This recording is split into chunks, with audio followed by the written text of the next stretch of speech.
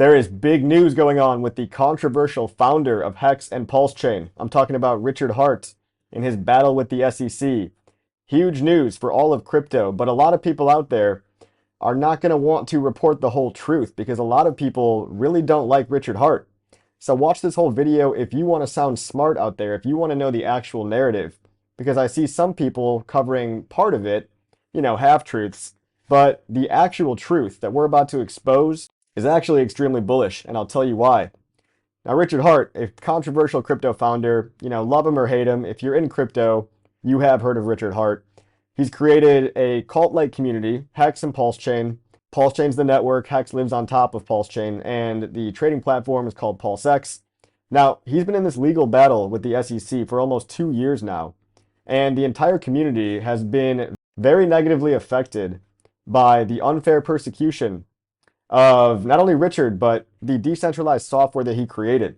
Now, what just happened is that he won. He beat the SEC in court.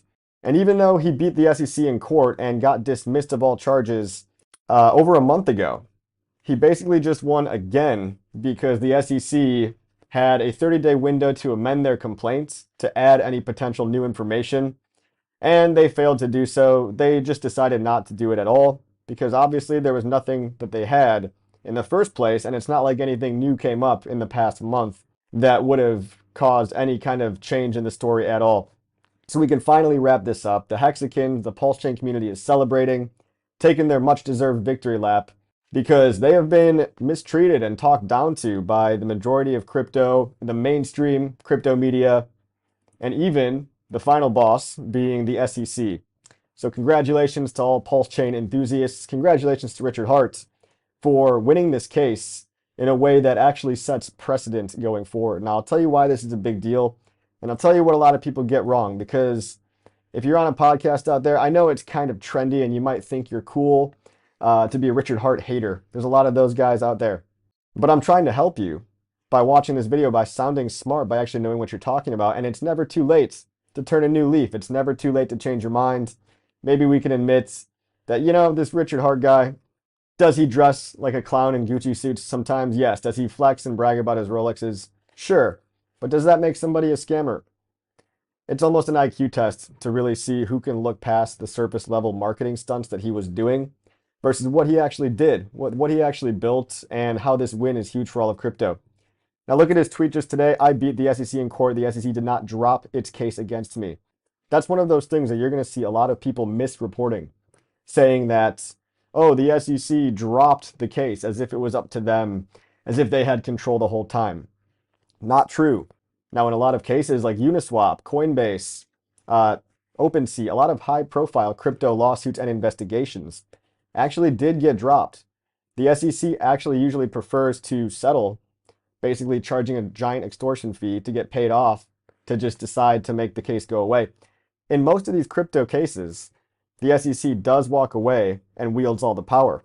But not in this particular case. The SEC was defeated in court and dismissed by a judge, meaning a judge ruled the defense, being Richard Hart and his lawyers Quinn Emanuel, ruling them victorious, ruling them regulatory clarity. And that is why this is such a big deal, such a big win, not only for Hex and Pulsechain and PulseX, but for all of crypto, because the fear is finally leaving. The fear is finally going away.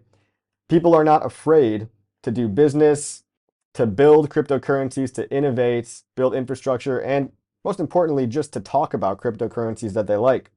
There's thousands and thousands of Pulsechain enthusiasts out there that were also persecuted, and some of them actually investigated by the SEC under these false bogus claims just for exercising their freedom of speech. So even bigger than being a win for crypto, this case is a win for freedom of speech. Okay, people shouldn't be afraid to talk about cryptocurrencies that they like. Nobody's actually getting paid under the table here. There's no secret cabal network. It's like if a bunch of Ethereum fans were getting unfairly persecuted for talking about Ethereum. Right? It is really just that unfair. Now, everybody wanted Richard Hart to fail. A lot of people probably still do.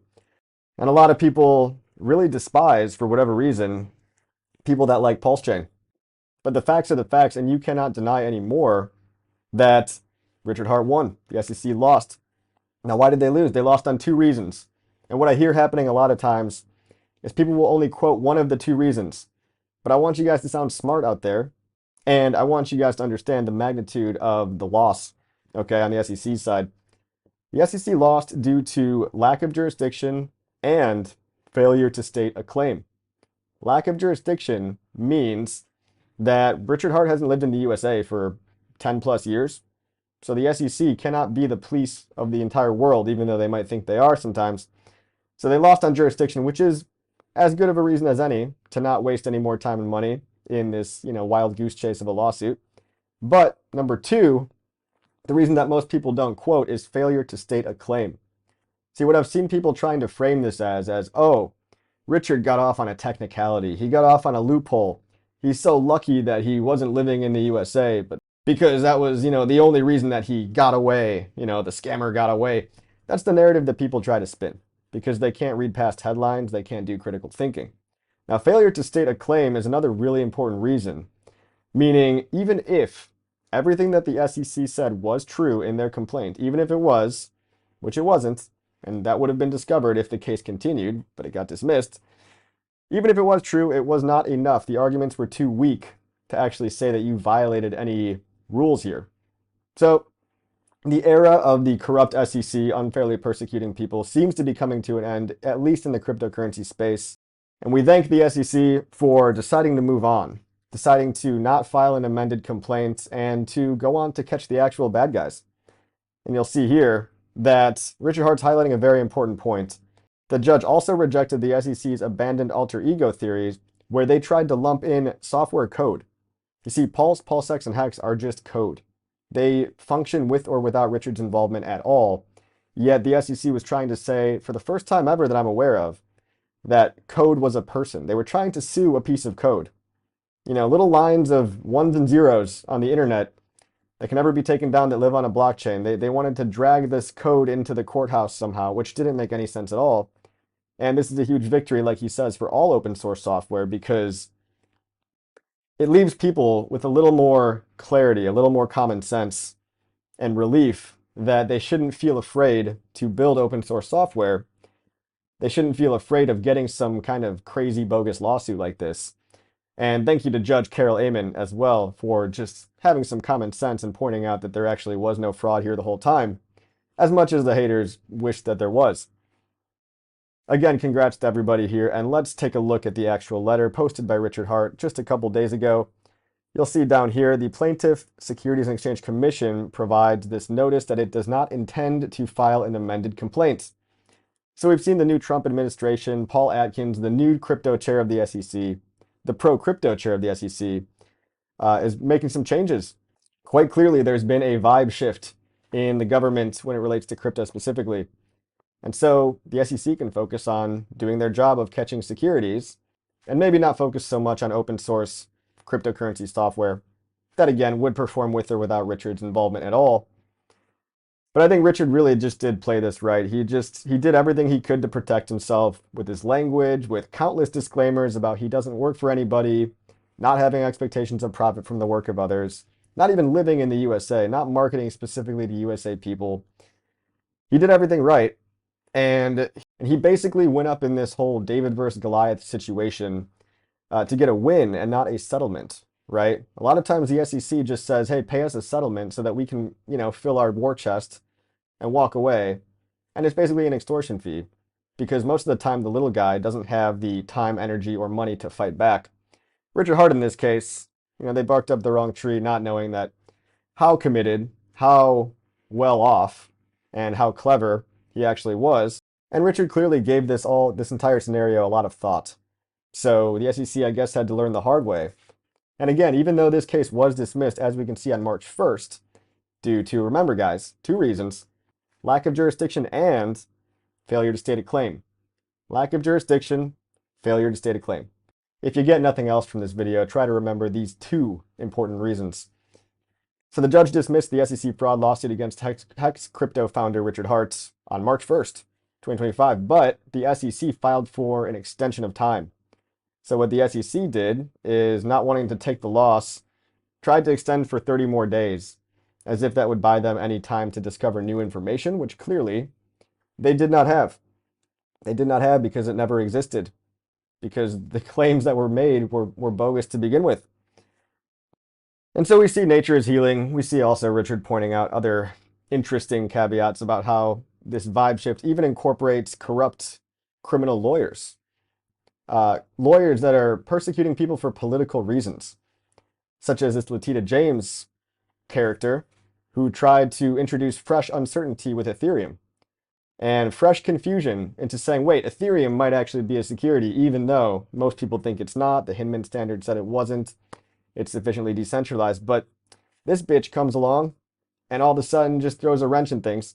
Well, it looks like Trump is now seeking criminal persecution for this corrupt New York attorney, Letitia James. So you shouldn't be going after people for politically motivated reasons.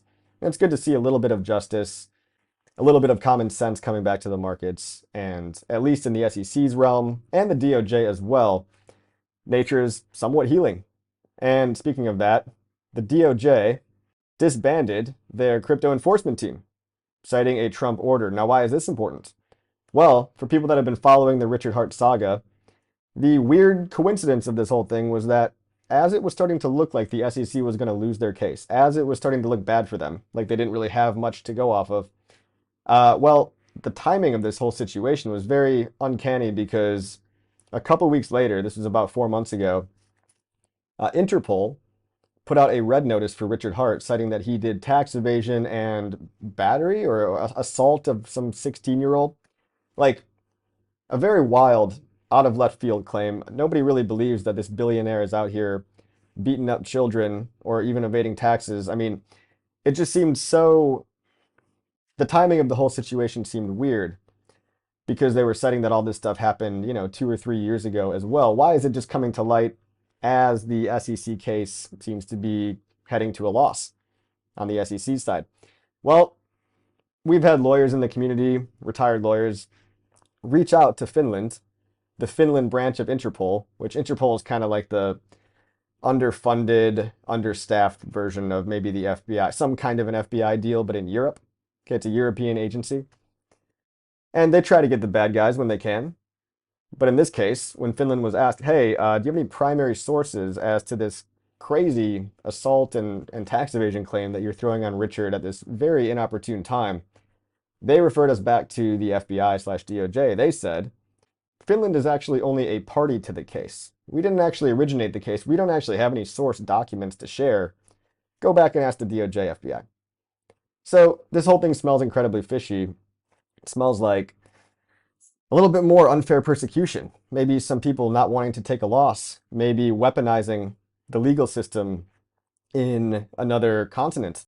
So if it was true that the DOJ and the FBI had teamed up to try to throw some dirt on Richard Hart's name as a last-ditch effort to try to get him in some way after realizing they can't get him on any fake charges, securities charges, well, they tried to get him by, throwing in a tax evasion and hey, throw in some child battery, right? Throw in assault of a minor because, that'll scare everybody. And quite honestly, most people do appeal to authority. Most people believe in guilty till proven innocent, which really it should be the opposite. But as time goes on, there is even less and less trust in Interpol. For example, about 5% of Interpol red notices every year get deleted because they were a mistake. And imagine having that bad of a track record where 1 in 20 of people that you accuse of something, 1 year later, it's just, whoops, we were wrong. I feel like it should be a little higher than a 1 in 20 ratio to get things wrong like that because extraordinary claims require extraordinary evidence, they say.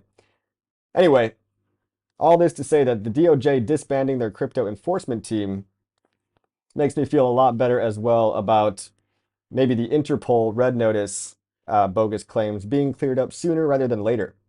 And now the DOJ can go focus on actual bad guys, terrorism, cartels, real crimes happening, not some guy in his underwear coding up a smart contract on a blockchain. I don't know, maybe he was fully clothed. But we've got everybody covering it. We've got Cointelegraph and Coindesk. Shout out to these guys. They've got millions of subscribers on Twitter. The SEC says that it won't refile the fraud case against Richard Hart. It's good to see the news quoting actual news, which is a big change for us Hexicans, believe it or not.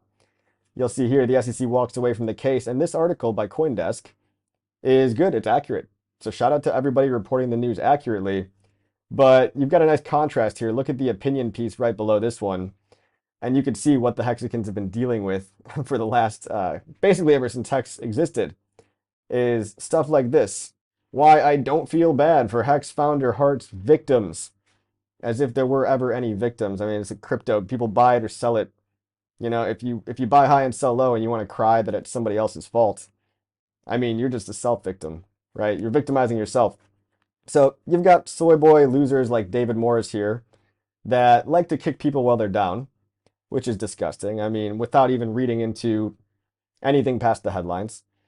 And we've been dealing with this kind of stuff from haters online, but hopefully this new information gives everybody a fresh opportunity to change your mind. It's okay to change your mind when new information comes out. And the new information is that, oh, look, Richard Hart was never a scammer. They just wanted you to believe he was. He used some aggressive marketing tactics. And look, if you didn't like him flexing his Rolexes in public, no one's forcing you to buy or sell this stuff. But if you can't see that that's just kind of a marketing ploy, if you think it's distasteful, I get it. But what else can you say about Richard? You can't really call him a scammer for any other reason other than the fact of he flexes his Rolexes and makes me feel bad. You know, some people are super allergic to that stuff. I get it. I don't love watching that kind of stuff either. But if you can't get past the flashy marketing crap that he used to do, who knows if he'll still continue to do it. You don't really have any other leg to stand on. You can't say that he scammed anybody. I mean, even the final boss, the SEC, had the case dismissed. The judge dismissed it, which again is great precedent for all of crypto. It's a win for all of crypto. So the Hexicans are celebrating, the Pulsechain community is celebrating. I think all of crypto should be celebrating because this is the first time that specific cryptocurrencies have regulatory clarity other than Bitcoin. So other than Bitcoin, there's really not too many cases out there of cryptos that are definitively not securities.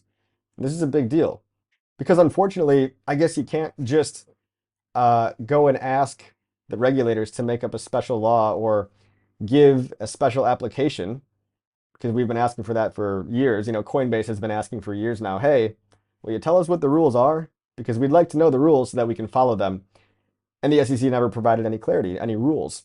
So unfortunately, I guess the best way to get clarity is to get yourself sued by the final boss and win so heavily and win so objectively that the only thing you could say about Hex, Pulsechain, and PulseX is that they were forced into regulatory clarity by defeating the SEC in a very public, very long, drawn-out lawsuit.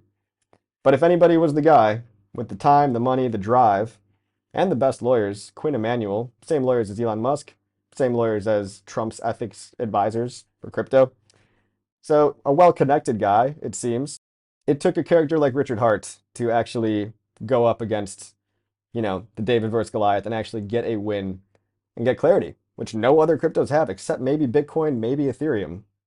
I mean, people have accused Solana of being a security, and just because the SEC dropped that investigation, the Coinbase investigation, it doesn't mean that Solana was ever declared not a security. Now, I would love for most of these coins out here to not be securities. I think, oddly enough, meme coins are safe, which is weird because those can sometimes be the scammiest things. But nowhere else is it written in any case law that anything else gets a pass, except for Hex, Pulsechain, and PulseX, which you can sleep well at night knowing that they're not securities, they're not alter ego entities, they were never fraudulent in any way, and it was dismissed by a judge. So despite the soy boy haters like Mr. David Morris here, you know, it's just getting really hard to keep going with this Hex is a scam narrative. So I hope you enjoyed the video. I hope you guys have learned the truth, the facts, so that you can sound smarter out there when you're reporting the news. Maybe you're not a Pulsechain guy, but you're wondering what's actually going on. Look, Richard Hart beat the SEC in court. Two things, two reasons. Lack of jurisdiction, failure to state a claim. The SEC had a 30-day window to amend the complaints, and just a couple days ago, they decided not to. So, I mean, if winning once wasn't good enough, I guess we had to win twice. How about that? Congratulations to anyone holding Hex, Pulsechain, PulseX. The future is looking pretty bright. Again, with the DOJ dropping their crypto enforcement arm, with Paul Atkins stepping in as the new SEC chair, with hopefully a lot of this unfair and corrupt persecution, this whole guilty until proven innocent nonsense. Hopefully this is going away and we can enter a new prosperous era where we can all invest in crypto, we can all talk about it, exercise our First Amendment rights, and hopefully get a lot more free and a lot more wealthy in the process. Congrats again, everybody. I hope you understand how big of a deal this is. It's been a long time coming, and even though the SEC never actually had the power to take your crypto away by nature of what it is, they did instill a lot of fear and uncertainty and doubt in the mind of the public. Because at the end of the day, there is an appeal to authority, whether we like it or not. And most everyday people aren't going to read past the headline of, oh, the SEC sued that guy must be a bad guy. A lot of people, despite all the distrust for the government, despite what they say, they still trust the authority figure. But hey, your authority figures, your political system, your judicial system, ruled favorably for the people. So congratulations. Cheers are in order, and it's just the beginning of a new era, in my opinion. The beginning of an epic, epic bull run for Pulsechain, PulseX, and Hex, and a lot of different projects that are very cool that are building on top of it. I'm only covering the stuff that Richard Hart founded. But if you want to take a look and really dive into Pulsechain, there is a thriving ecosystem of DeFi, meme coins, NFTs, you name it, Pulsechain's got it. Despite what you may have heard, if you actually spend some time to discover some of these opportunities, you'll find there's a lot of attention here, a lot of money here, a lot of cool innovation happening, and a lot of potential. And yes, I'm talking about the price, which I can do without being afraid. I think the number's going to go up, and it's going to be glorious. Like, subscribe, share the video, leave a comment. Share with anybody that wants the real story, that doesn't want some half-baked negative spin as to how Richard is somehow still a bad guy. Because he's not. It's objective. It's true. See you on the next video.